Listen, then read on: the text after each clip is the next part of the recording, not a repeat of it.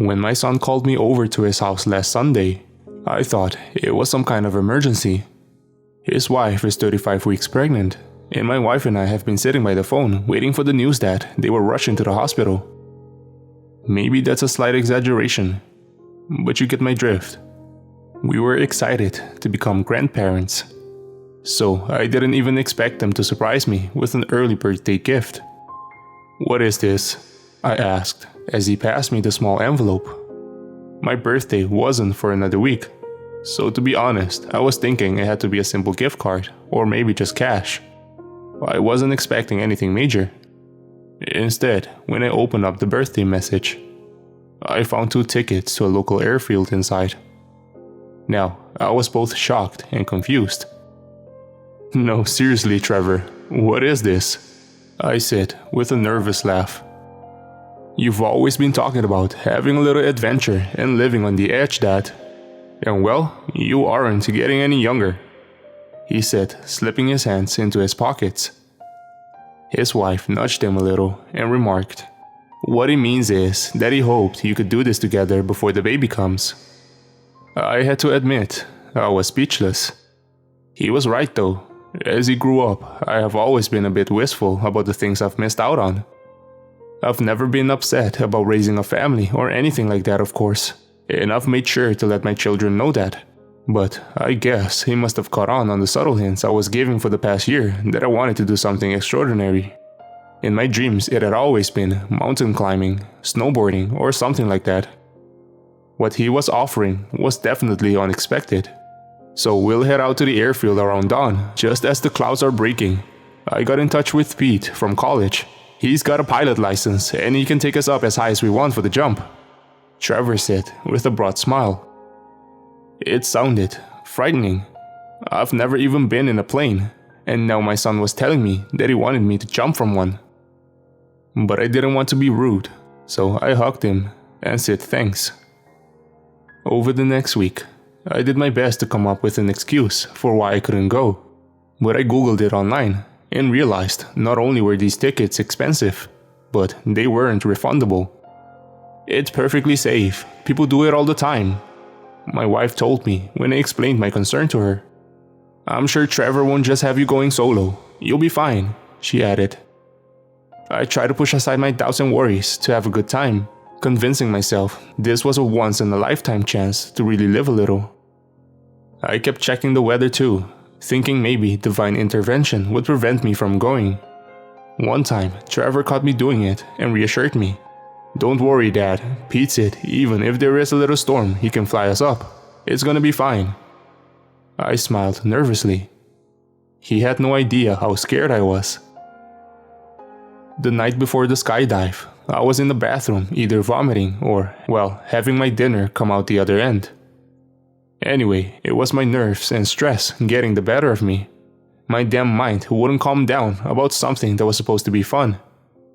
Finally, I just had to psych myself up to overcome the initial fear, and then took a few pills for anxiety just in case. He picked me up that morning around 6 a.m. right before the sun was rising. I finished getting dressed and checked the sky, noting a few dark clouds to the west. "No need to worry, Dad, that's headed the other way out of the area," he said as we climbed into his Jeep Cherokee.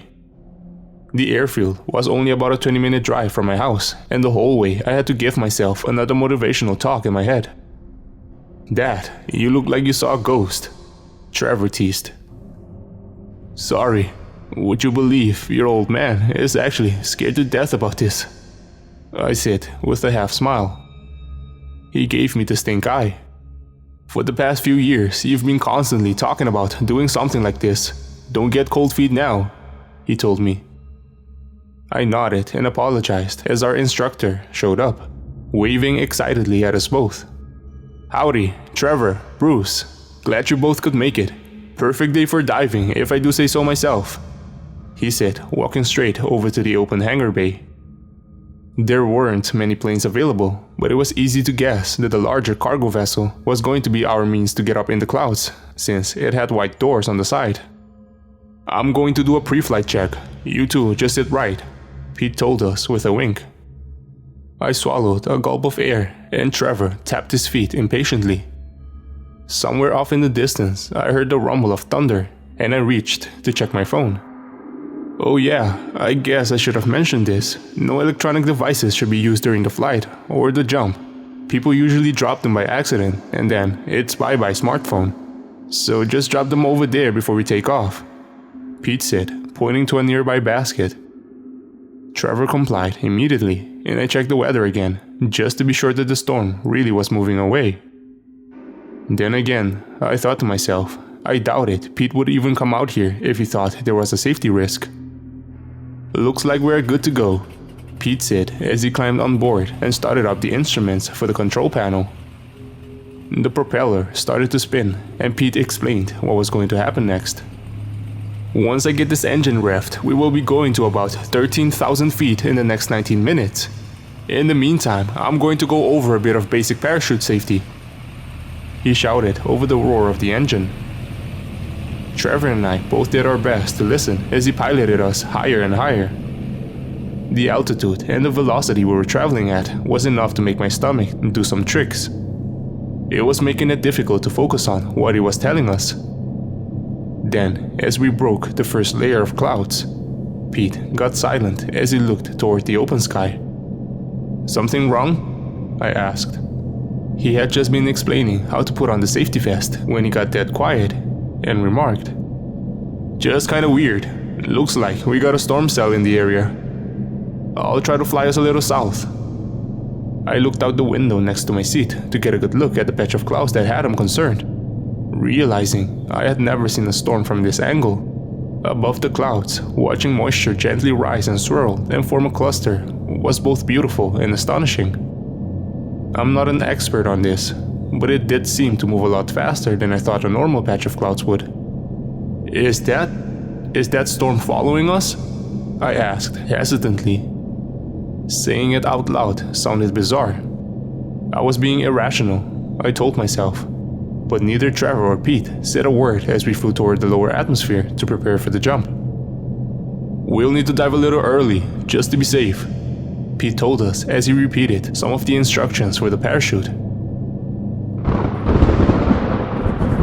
Then we heard a loud crack of thunder and the plane itself shook. "Maybe we should turn back," my son remarked. I felt like I was going to throw up after that last tumble in the air, but I told myself that I could make it. "Let's do this. I will be okay," I reassured him.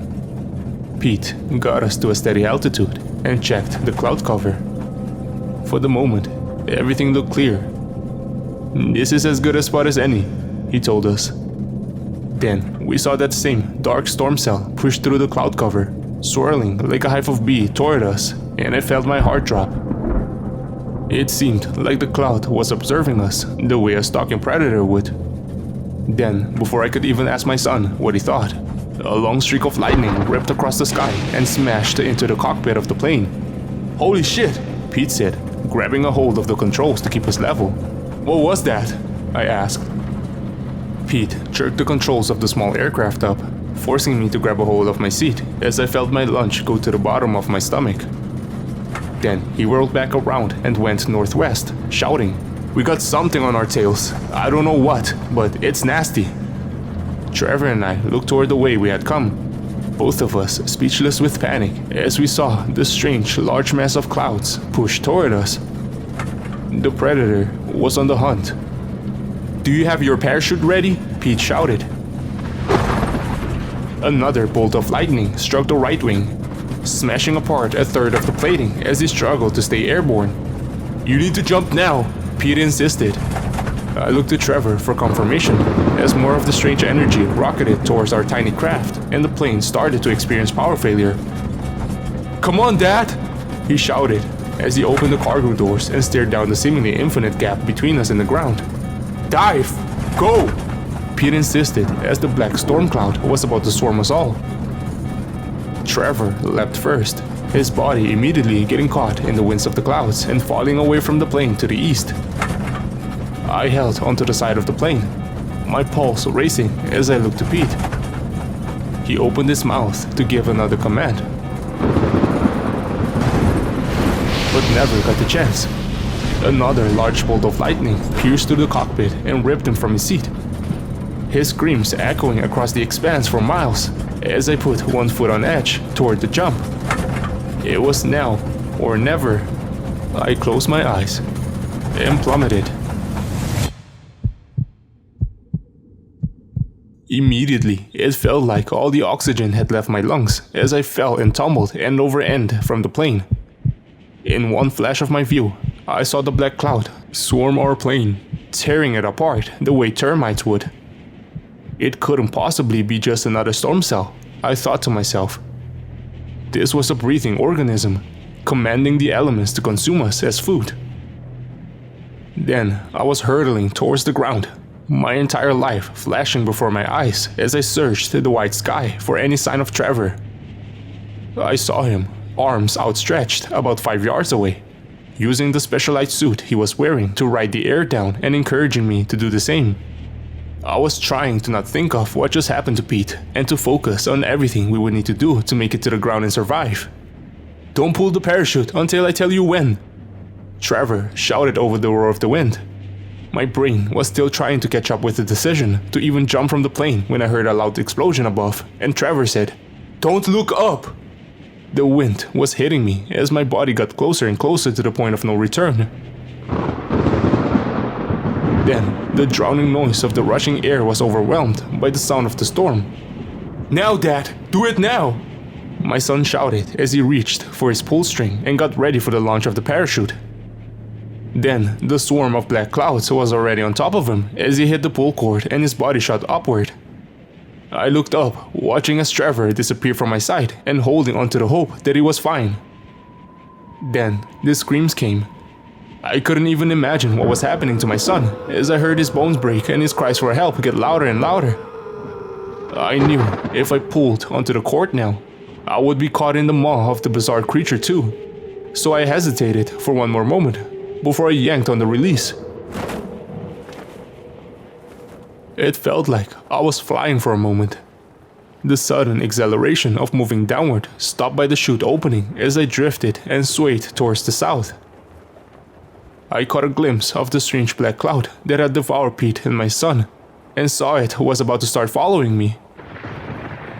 I panicked and tucked my body toward the tree line, hoping to hide in the canopy and let the monster get tired of searching for me. My parachute snagged the tops of the trees, and I was thrown about like a puppet dangling from string. Above me, I watched the dark cloud of life fly over top the trees, perhaps trying to find its next meal. And then it disappeared up through the cloud cover, out of sight. I'm not really sure how long I was stranded there. It felt like days. I was too terrified to move, and too numb with pain from the shocking fall to consider climbing down. With no cell phone to call for help, I was stuck there for the next few hours until some local campers caught sight of me dangling and helped me down. They offered me warm food and something to drink as I asked for a phone to call my wife. It didn't really hit me that Trevor was gone, until I had to tell her. Tears burst out of my eyes as I passed the phone back. I just simply couldn't stop sobbing from the ordeal I had gone through. The campers took me to a nearby emergency center to get checked for injuries, and authorities promised they would find Trevor's body wherever it fell. I didn't bother telling them they won't find it. I knew the sound I heard was like a python crushing its food. My son was gone. Something in the sky had killed him. It's been about a week now since it happened, and my family is still recovering from the loss.